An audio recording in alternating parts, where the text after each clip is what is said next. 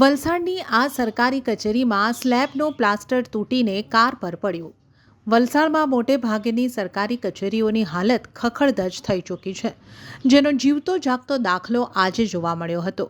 જેમાં વલસાડની જૂની કલેક્ટર કચેરી એટલે કે જિલ્લા સેવા સદન 2ના પાર્કિંગમાં સ્લેબનો પ્લાસ્ટર ધડાકાભેર તૂટી પડ્યો હતો, જેમાં પાર્ક કરેલી કારને ભારે નુકસાન થયું હતું. સદનસીબે કોઈને જાનહાનિ કે ઈજા થઈ ન હતી.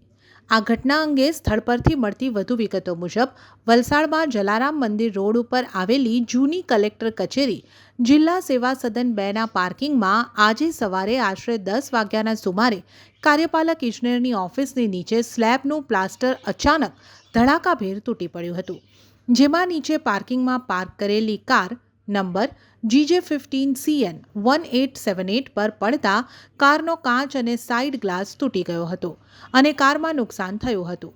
સદનસીબે આ બનાવમાં કોઈને જાનહાનિ કે ઈજા થઈ ન હતી. આ ઘટના બાદ આ જ ઇમારતની પાર્કિંગમાં અન્ય જગ્યાએ પણ સ્લેબ ઉખડી જવાની ભીતિ સર્જાઈ છે.